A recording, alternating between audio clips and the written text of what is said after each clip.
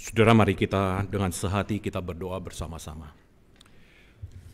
Bapa di dalam surga, terima kasih, kami sungguh mengucap syukur kepadamu ya Tuhan, untuk kasih setia, penyertaan dan pimpinan Tuhan di dalam kehidupan kami. Hari lepas hari kami boleh melihat bagaimana tangan kasih Tuhan yang begitu luar biasa memimpin menyertai kehidupan kami. Terima kasih Tuhan. Tidak ada alasan bagi kami untuk kami tidak bersyukur ketika kami boleh melihat bagaimana pengorbanan-Mu melalui Yesus Kristus di atas kayu salib yang rela merendahkan dirinya, masuk ke dalam dunia, mati bagi kami. Tuhan, kami rindu pada pagi hari ini ketika kami boleh belajar bersama-sama akan kebenaran firman-Mu. Tuhan, Kau berbicara kepada kami. Apa yang menjadi isi hati Tuhan yang ingin Tuhan sampaikan kepada kami? Apa yang menjadi isi hati Tuhan yang ingin Tuhan tegur kami melalui firman-Mu? Sebab itu Tuhan, berikan kami kerendahan hati untuk kami menerima firman-Mu. Berbicaralah kepada kami. Roh Kudus menolong kami, mencelikan hati dan pikiran kami, seluruh keberadaan kami. Terima kasih Tuhan, berbicaralah. Dalam nama Tuhan Yesus kami berdoa. Amin. Jemaat silakan duduk kembali. Bapak Ibu yang terkasih di dalam Tuhan, kita bersama-sama akan membuka satu bagian firman Tuhan pada pagi hari ini. Firman Tuhan yang terambil dari Injil Yohanes. Injil Yohanes pasalnya yang ke-13. Injil Yohanes pasalnya yang ke-13, ayatnya yang pertama sampai dengan ayatnya yang ke-17.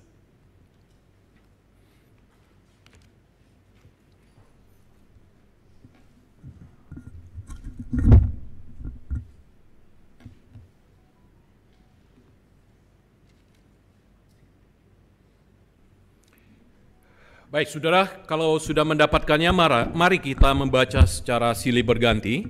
Saya membaca ayatnya yang pertama, Bapak Ibu jemaat sekalian membaca ayat yang kedua, dan seterusnya sampai dengan ayatnya yang ke-17. Demikian firman Tuhan, sementara itu sebelum hari raya Paskah mulai, Yesus telah tahu bahwa saatnya sudah tiba untuk beralih dari dunia ini kepada Bapa. Sama seperti ia senantiasa mengasihi murid-muridnya, demikianlah sekarang ia mengasihi mereka sampai kepada kesudahannya.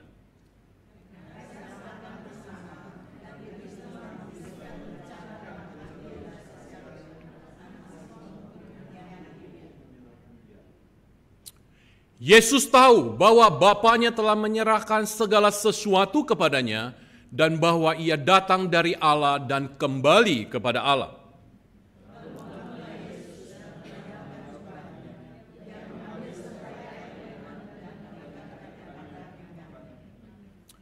Kemudian ia menuangkan air ke dalam sebuah basi dan mulai membasuh kaki murid-muridnya, lalu menyekanya dengan kain yang terikat pada pinggangnya itu.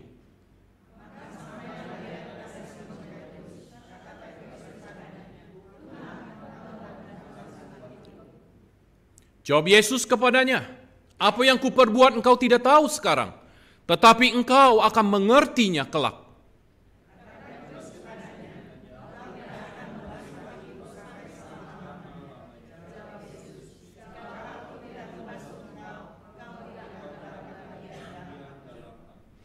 Kata Simon Petrus kepadanya, "Tuhan, jangan hanya kakiku saja, tetapi juga tangan dan kepalaku."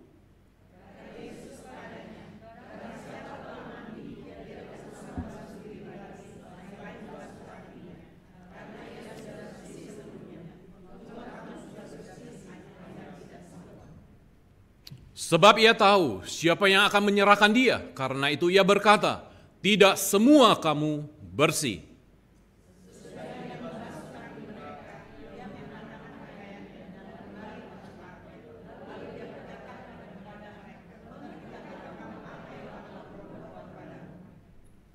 Kamu menyebut aku guru dan Tuhan, dan katamu itu tepat, sebab memang akulah guru dan Tuhan.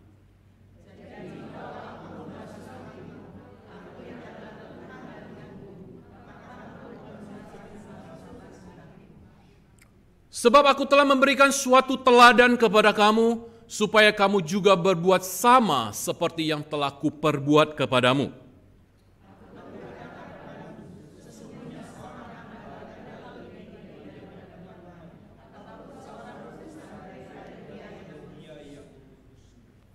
Jikalau kamu tahu semua ini, maka berbahagialah kamu jika kamu melakukannya.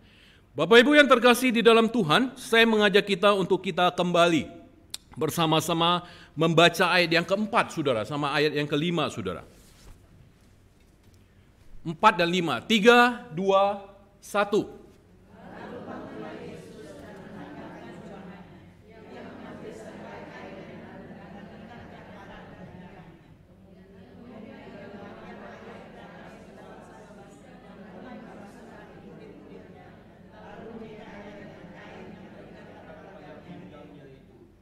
Oke, baik.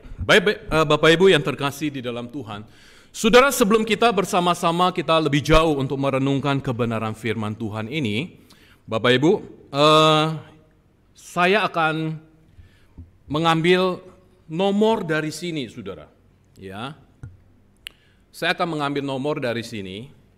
Nanti Bapak Ibu setelah saya mengambil nomor ini, Bapak Ibu silakan mengecek di bangku belakang Bapak Ibu, di bangku belakang Bapak Ibu yang Bapak Ibu duduki, dan kemudian Bapak Ibu silakan melihat nomor yang ada di sana. Cocokkan, sesuaikan dengan yang saya ambil di sini. Oke? Ya. Oke, kita mulai. Tadi ada yang menambah bangku, berarti bangku itu tidak ada nomornya Bapak Ibu. Kalau Bapak Ibu mengambil bangku yang baru, berarti tidak ada nomornya di belakang. Tadi Ibu Lina mengambil bangku yang baru, jadi tidak ada nomornya di belakang. Saya tahu saudara, siapa yang saudara menambah bangku. Ya, kiri kanan, yang sebelah kanan tadi 2. Baik, saudara, saya akan ambil ya. Saya akan ambil saudara. Saudara, kita bikin deal dulu. Ya. Saudara bikin deal dulu. Saudara tidak boleh menolak saudara dengan nomor yang saya cabut dan sesuai dengan nomor saudara. Oke? Deal ya. Yunis nomornya ada di bangku piano kamu. Udah tahu ya? Oke. Saya akan ambil saudara.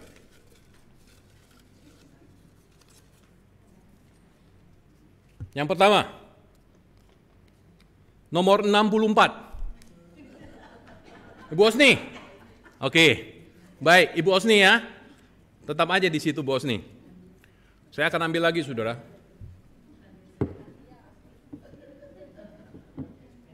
Pak Soleh boleh siap-siap, Pak Soleh.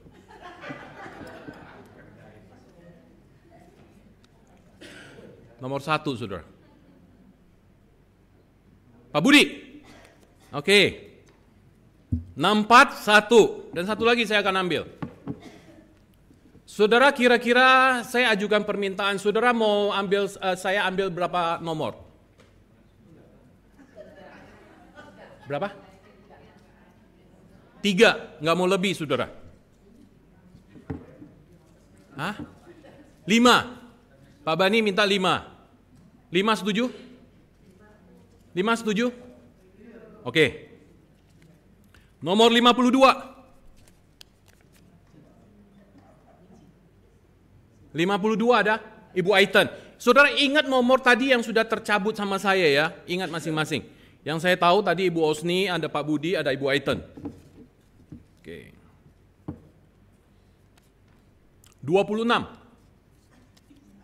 Ibu Heni. Oke.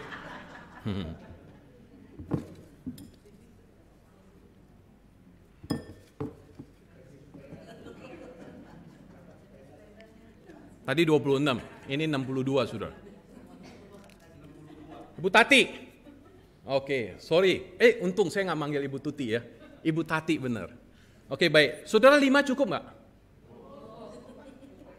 Cukup. Cukup ya? Cukup ya? Oke, nggak mau lebih saudara. Nggak mau lebih.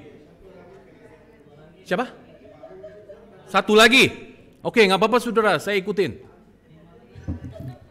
2 lagi. Mau kita nggak kelar-kelar nanti. Kata orang ini angka nggak bagus, tapi bagi saya angkanya bagus. 13. Ibu Widiana. Oke, baik saudara. Saya sudah bilang tadi, saudara tidak boleh tolak. Ya, saudara tidak boleh tolak. Oke.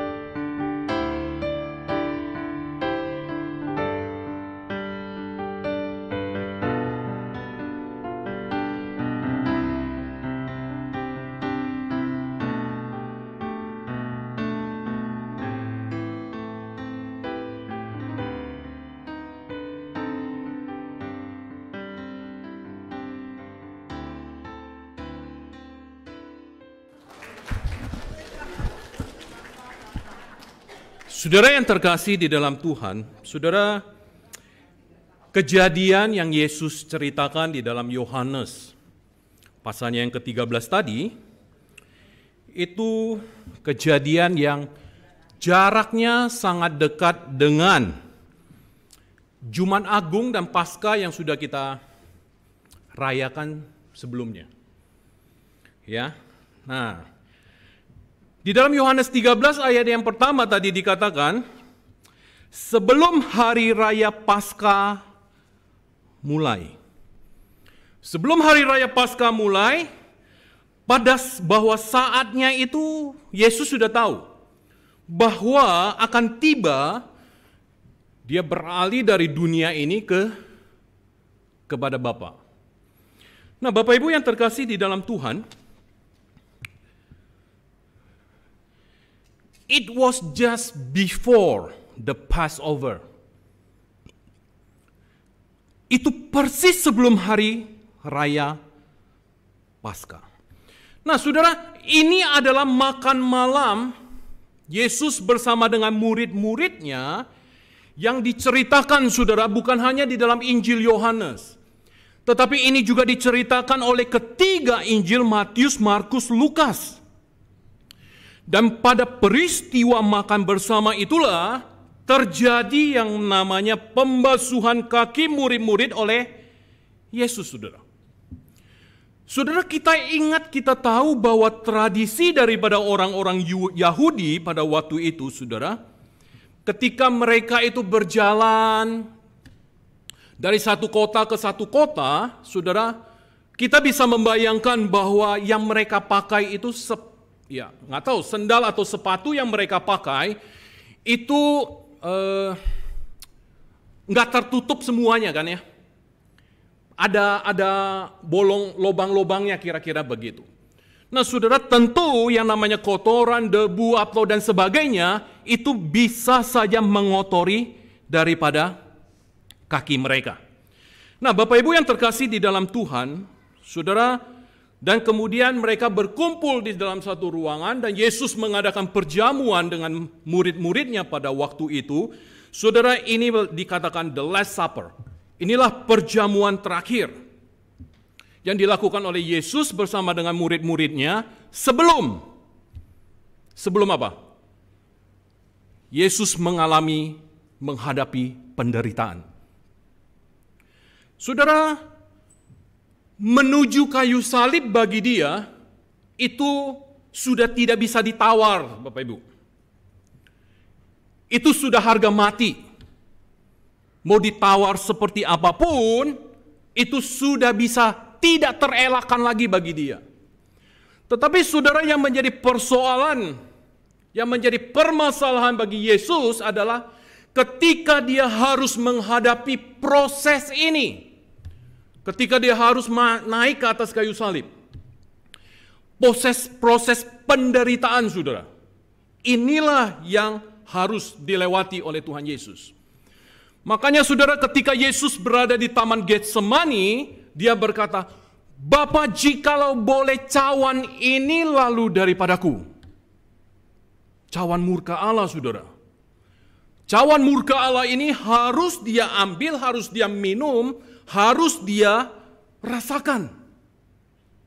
Tetapi inilah yang proses ini, saudara, yang seringkali mungkin saudara, saya mencoba mengaplikasikan di dalam kehidupan kita.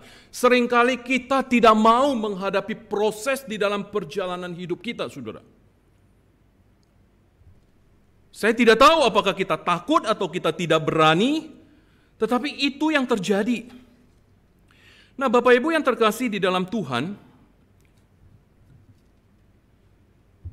apa yang dilakukan oleh Tuhan Yesus di malam terakhir bersama dengan murid-muridnya, di mana Yesus mengambil inisiatif ketika dia membasuh kaki murid-muridnya itu, saudara, Charles Swindoll, dia berkata di dalam buku yang dia tulis, Improving Yourself, saudara, di halaman yang ke-163, dia mengatakan begini, saudara. Pada waktu Yesus bersama dengan murid-muridnya, di dalam ruangan itu dipenuhi dengan hati yang sombong. Hati yang sombong, kaki yang kotor. Sesuatu yang menarik adalah bahwa murid-murid itu mau berkelahi, mau berantem untuk demi suatu tahta. Tetapi tidak untuk sebuah handuk atau lap kaki, saudara. Itu yang dikatakan oleh Charles Swindoll. Di malam ketika Yesus bersama dengan murid-murid melakukan perjamuan terakhir. Nah, oleh sebab itu, saudara, itulah sebabnya Yesus yang mengambil inisiatif untuk membasuh kaki murid-muridnya.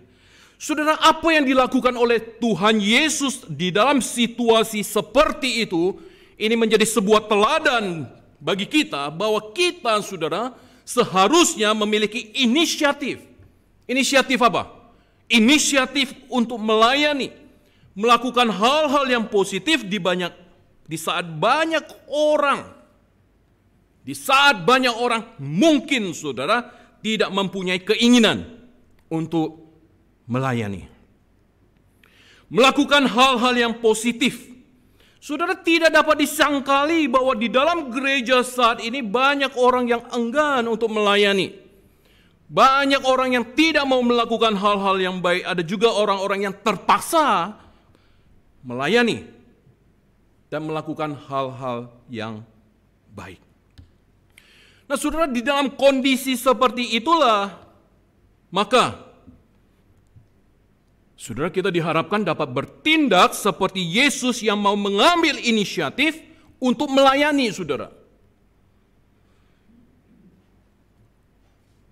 Saudara, saya balik kepada apa yang dilakukan oleh Tuhan Yesus. Saudara, tidak ada yang mau melakukan itu. Tetapi Yesus mengambil inisiatif. Dia melakukan itu. Saudara, mengapa dia tidak menyuruh saja murid-muridnya? Sebelum kamu masuk ke ruangan ini, kamu bersihin dulu kakinya ya. Saudara, kebiasaan orang Yahudi ketika mereka sudah datang dari jauh bertamu ke rumah seseorang, biasanya di luar atau di depan pintu itu disediakan apa saudara? Kayak periuk gitu loh. Ya, yang dari tanah liat itu untuk membasuh kaki mereka, saudara. Tetapi pada waktu itu mungkin saja tidak tersedia karena tempat itu pun mereka harus pinjam. Tentu Yesus bisa menyuruh mereka terlebih dahulu, bukan? Bersihin dulu kaki kalian sebelum kalian masuk ke ruangan ini. Tetapi saudara, apa yang dia lakukan? Tidak, dia memilih membasuh murid-muridnya karena dia punya tujuan, saudara. Apa tujuan yang Yesus lakukan? Saudara, hari ini saya mengajak kita untuk kita melihat dua saja, saudara. Tujuan Yesus melakukan itu. Yang pertama, saudara, dia membasuh kaki murid-muridnya untuk menyatakan kasihnya kepada mereka. Kasihnya kepada mereka. Di ayat yang pertama, Yesus mengatakan, ia mengasihi murid-murid. Sama seperti ia senantiasa mengasihi murid-muridnya, demikianlah sekarang ia mengasihi mereka sampai kepada kesudahannya. Sampai kepada kesudahannya. Saudara, kasih Yesus ini adalah kasih yang luar biasa. Sehingga tidak ada saat di mana ia tidak mengasihi dan berhenti mengasihi. Tidak, saudara. Perhatikan kata senantiasa di situ.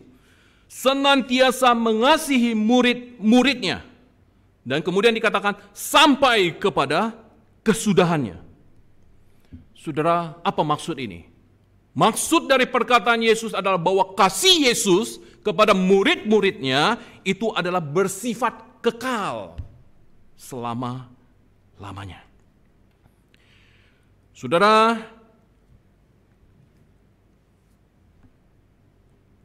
apa yang dilakukan oleh Tuhan Yesus? Ingin mengajari mereka. Kasih Yesus ini bukan hanya, saudara, nanti ditujukan kepada murid-muridnya yang baik, saudara. Tidak. Tetapi ini juga ditujukan kepada siapa? Yudas Iskariot, bukan? Dari 12 murid itu, Yesus tahu siapa nantinya yang akan menyerahkan dia. Apakah ketika Yesus sudah tahu bahwa Yudas yang akan menyerahkan dia, maka ketika Yesus membasuh ke-12 murid kakinya, kaki ke-12 muridnya, maka Yudas itu dilewatkan, saudara? Tidak. Yesus tetap melakukan itu. Dia tidak melewati Yudas karena dia tahu Yudas yang akan mengkhianati dia. Saudara, Yudas tidak dikecualikan dari pembasuhan kaki ini, saudara. Yesus tetap membasuh kaki daripada Yudas Iskariot.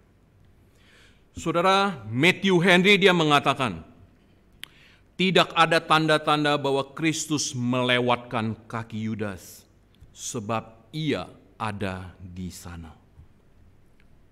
Saudara, dari sini pelajaran apa yang bisa kita dapat, saudara?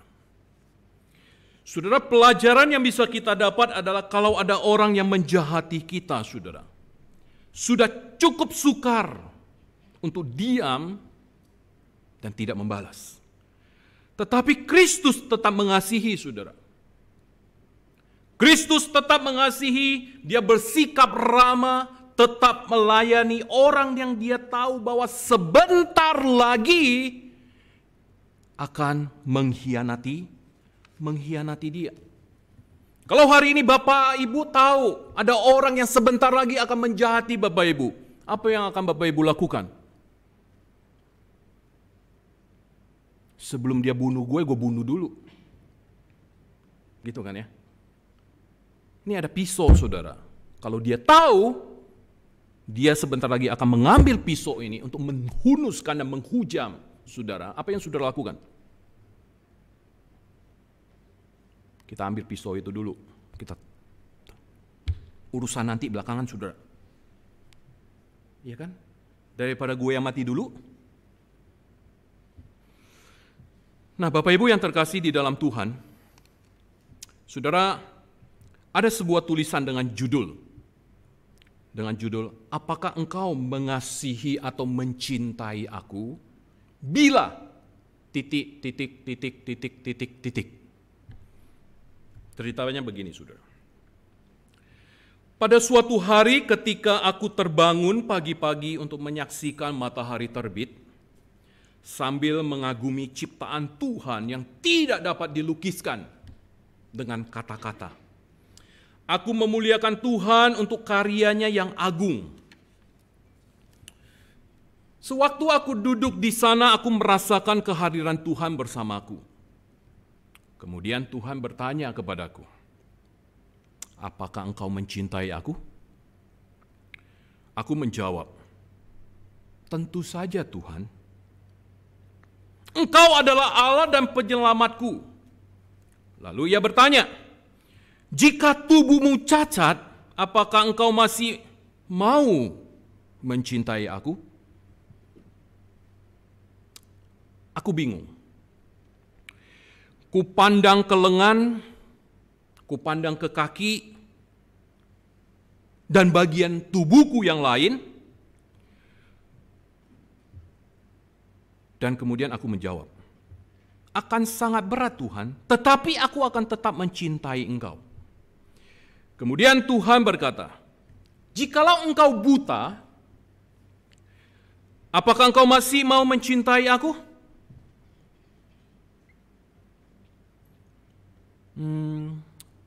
Bagaimana mungkin aku dapat mencintai sesuatu yang tidak dapat saya lihat? Lalu aku teringat akan begitu banyak orang buta di dunia dan bagaimana mereka masih tetap mencintai Tuhan dan ciptaannya. Karena itu aku menjawab, sukar untuk memikirkan hal itu, tetapi aku akan tetap mencintai engkau.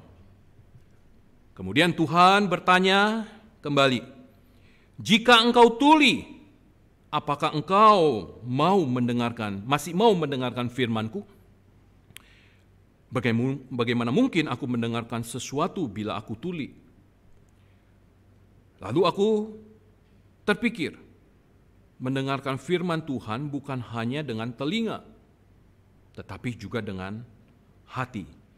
Maka aku menjawab, akan sulit sekali Tuhan, tetapi aku akan tetap mendengarkan firman-Mu. Kemudian Tuhan bertanya, jikalau engkau bisu, apakah engkau masih mau memuliakan namaku? Bagaimana mungkin aku dapat memuji tanpa suara? Lalu aku berpikir, Tuhan menghendaki aku memuji dari dasar hati. Bagaimanapun bunyinya, jadi aku jawab, biarpun aku bisu, aku akan tetap memuliakan namamu. Lalu Tuhan bertanya, apakah engkau sungguh-sungguh mencintai aku? Dengan berani dan tanpa ragu aku menjawab, dengan tegas, ya Tuhan, aku mencintai engkau, sebab engkaulah satu-satunya Allah yang benar. Aku kira aku sudah menjawabnya dengan baik. Tetapi untuk kesekian kalinya Tuhan bertanya, lalu mengapa engkau berbuat dosa? Dengan terasa gemetar aku menjawab, sebab aku ini seorang manusia yang biasa. Aku ini tidak sempurna. Lalu mengapa pada waktu tentram engkau menyimpang sangat jauh? Mengapa bila susah engkau berdoa dengan sungguh-sungguh? Aku tidak bisa menjawab ini. Hanya air mata yang menetes. Lalu Tuhan melanjutkan, mengapa memuji hanya pada waktu berdoa saja? Mengapa mencari aku hanya pada waktu ibadah? Mengapa memohon sesuatu hanya untuk kepentingan diri sendiri? Kepalaku tertunduk. Air mata terus mengalir di pipiku. Aku tidak dapat menjawab. Hatiku menjerit dan air mata mengalir deras. Aku berkata, ampunilah aku ya Tuhan, aku tidak pantas menjadi anakmu. Kemudian Tuhan menjawab, ya, aku mengampunimu anakku, karena itulah kasih karuniaku. Bila engkau menangis, aku akan menangis bersamamu. Bila engkau bergembira, aku akan bergembira bersamamu. Bila engkau tertawa, aku akan tertawa bersamamu. Bila engkau sedih, aku akan menghibur hatimu. Bila engkau jatuh, aku akan mengangkat dan akan menggendongmu. Jikalau engkau lelah, aku akan memberikan kelegaan kepadamu. Aku bertanya kepada Tuhan, seberapa besar kasih-Mu padaku? Kemudian Tuhan menjawab, saudara. Dengan membentangkan kedua tangannya, saudara. Dan terlihat bekas daripada tembusan paku. Saudara, aku menangis sejadi-jadinya, kemudian aku bersujud dan berdoa di hadapan Kristus penyelamatku. Saudara, kalau saudara adalah orang percaya, yakinlah bahwa Yesus sangat mengasihi saudara. Yesus sangat mengasihi saya, kita semua. Itulah sebabnya saudara, dia mencurahkan darahnya untuk membasuh hidup daripada saudara dan saya.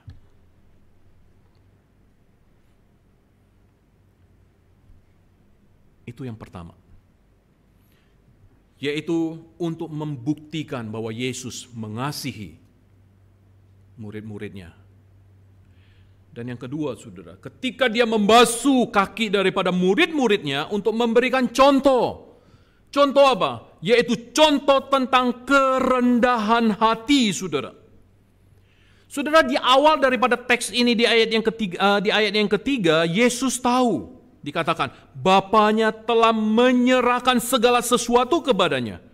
Dan bahwa ia datang dari Allah dan kembali kepada Allah. Saudara, dia tahu, saudara. Bapanya sudah menyerahkan semuanya kepada dia. Apapun yang mau dia lakukan, bisa, saudara. Saudara, Matthew Henry dia mengatakan, Bapa telah menyerahkan segala sesuatu ke dalam tangannya, Bapa telah memberikan hak, kepemilikan dan kuasa atas segalanya. Sebagai pemilik daripada sorga dan bumi. Di dalam menjalankan seluruh rancangan-rancangan agung dengan satu tugas yang harus dia emban. Dia datang dari Allah. Itu menyiratkan bahwa dia telah bersama-sama dengan Allah dari sejak semula, saudara. Dari sejak semula, dari kekekalan, sekarang sampai kepada kekekalan, dia bersama dengan Allah. Saudara, Yesus bukan berarti baru ada. Tidak. Saudara, tetapi di dalam teks berikutnya, di dalam ayat selanjutnya, teks ini memperlihatkan suatu perendahan diri yang luar biasa. Yang tadi kita baca ayat yang keempat dan ayat yang kelima. Lalu bangunlah Yesus dan menanggal jubahnya. Dan kemudian dia mengambil sehelai kain lenan dan mengikatkannya pada pinggangnya. Dan kemudian dia menuangkan air ke dalam sebuah basi dan mulai membasuh kaki murid-muridnya, lalu menyekanya dengan kain yang terikat pada pinggangnya itu. Bapak Ibu yang terkasih di dalam Tuhan, di sini saudara kita bisa melihat, saudara, siapa itu Yesus sebenarnya. Dia adalah Tuhan, bukan? yang datang masuk ke dalam dunia yang penuh dengan keterbatasan, masuk ke dalam ruang dan waktu yang semuanya itu terbatas. Maka di dalam Filipi pasalnya yang kedua dikatakan bahwa dia datang ke dalam dunia dan dia mengosongkan dirinya, saudara. Itu yang kita kenal dengan istilah kenosis di dalam bahasa aslinya. Dia punya segala-galanya, tapi dia rela, saudara, untuk melepaskannya. Dia rela untuk tidak menggunakannya, saudara. Saudara, di sini kita melihat suatu perendahan diri yang luar biasa dari Kristus, di mana dia mempunyai kuasa sorga dan bumi. Saudara, kita melihat betapa tingginya Kristus. Tetapi sekarang kita melihat betapa dia merendahkan dirinya secara luar biasa. Saudara, semua ini mengajarkan kepada kita, saudara, apa artinya sebuah perendahan diri. Kerendahan hati. Apa itu kerendahan hati, saudara? Kerendahan hati adalah kerelaan untuk melakukan sesuatu yang sebenarnya tidak layak dilakukan. Ketidaklayakan untuk melakukan hal itu disebabkan karena kedudukan seseorang yang dianggap, saudara, lebih tinggi, lebih mulia. Tetapi, adakah suatu kedudukan status lebih tinggi mulia daripada yang disandang oleh Yesus? Tidak ada, saudara. Kristus bahkan dia berkata, di ayat yang ke-13, kamu menyebut aku guru dan Tuhan, dan katamu itu tepat sebab memang akulah guru dan Tuhan. Jadi jikalau aku membasuh kakimu, dikatakan, aku yang adalah Tuhan dan gurumu, maka kamu pun wajib saling membasuh kakimu. Saudara, dengan kata-kata ini Yesus menunjukkan bahwa status dan kedudukannya yang begitu tinggi, tetapi dia mau melakukan pekerjaan budak, saudara. Dia mau melakukan yang namanya pekerjaan doulos di dalam bahasa Yunaninya. Ebed, saudara, dalam bahasa Ibraninya. Seorang budak. Saudara, budak itu apa sih? Budak itu bisa diperjualbelikan, saudara. Budak itu tidak lagi memiliki yang namanya kedudukan.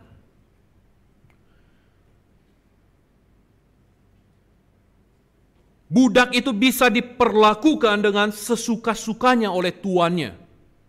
Itulah budak. Saudara, adakah pekerjaan yang paling hina di dalam kita melayani Tuhan, saudara? Ada nggak, Bapak Ibu? Di dalam kita melayani Tuhan, adakah pelayanan yang kita anggap paling rendah? Bapak Ibu, siapa sini yang pelayanan? Coba angkat tangan. Angkat tangan, Bapak Ibu. Di sini yang pelayanan, saudara.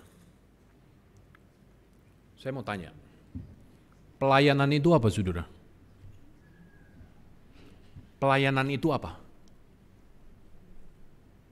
Apa itu pelayanan? Apa itu pelayanan, saudara? Kamu pelayanannya apa? Oh, saya pelayanannya jadi usher. Oh, saya pelayanannya singer. Oh, saya pelayanannya sebagai pemimpin pujian. Oh, saya pelayanannya sebagai kolektan. Oh, saya pelayanannya sebagai ini, sebagai ini, sebagai ini, sebagai ini. Saudara, apa itu pelayanan? Apa itu pelayanan? Pelayanan apakah kita melibatkan diri atau Tuhan melibatkan kita, saudara?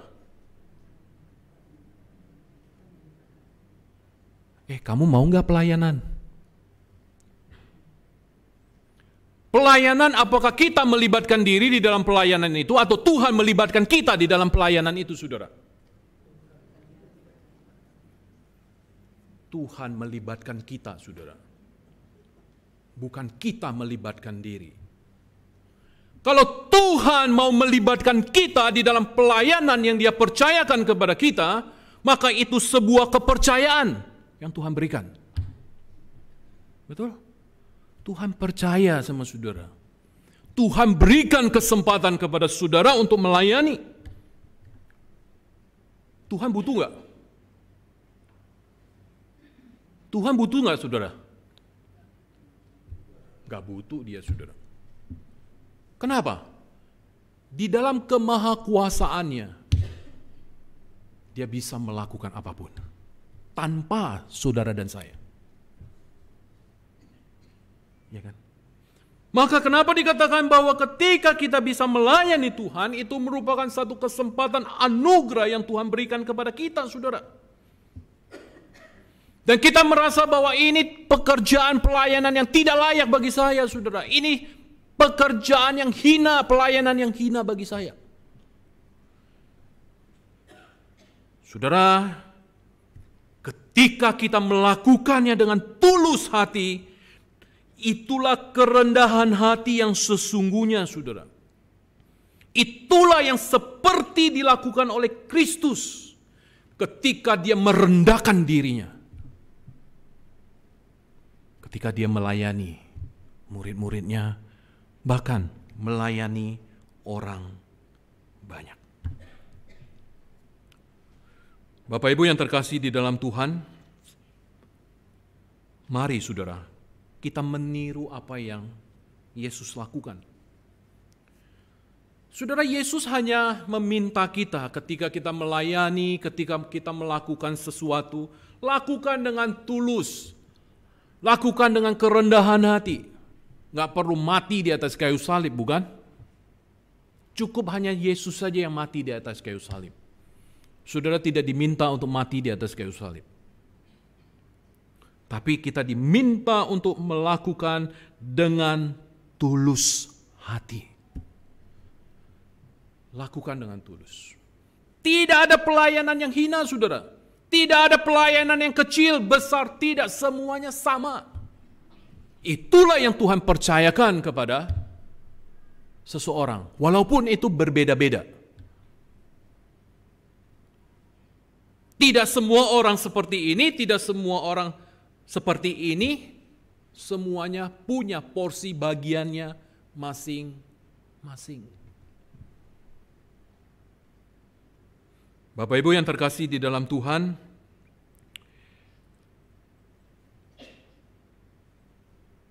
menjadi serupa dengan Kristus.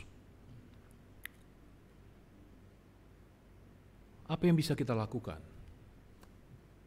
Meneladani kehidupan dia.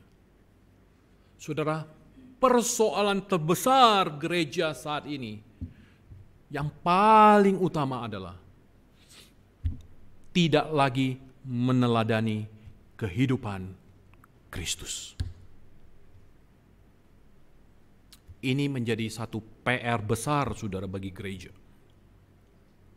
Kita tidak lagi meneladani kehidupan Kristus. Bapak Ibu yang terkasih di dalam Tuhan, ketika Yesus di malam itu bersama dengan murid-muridnya, saya tidak tahu, saudara, bagaimana pergumulan daripada Tuhan Yesus. Ketika dia harus merendahkan dirinya, bahkan dia harus menderita, bahkan dia harus mati di atas kayu salib pada waktu itu. Lengkap sudah pergumulan yang dia hadapi. Tapi satu hal, dia menyelesaikan proses itu semuanya sesuai dengan apa yang diinginkan oleh Bapanya yang di surga. Saudara, sekali lagi pertanyaan saya, apa yang diinginkan Tuhan dari kehidupan kita sebagai anak-anak Tuhan? Menjadi serupa dengan Kristus, meneladani kehidupannya. Karakter Kristus seperti apa? Itu yang dia inginkan bagi kita. Tuhan Yesus memberkati Bapak Ibu sekalian. Mari kita sama-sama, saudara, punya hati, punya kehidupan yang menyerupai seperti Kristus. Sehingga kita menjadi anak-anak Tuhan yang sungguh-sungguh boleh menyenangkan hati Tuhan. Tuhan memberkati kita. Mari kita tundukkan kepala kita, kita berdoa. Saya persilakan kepada Bapak James Sudargo untuk berdoa untuk firman Tuhan pada pagi hari ini.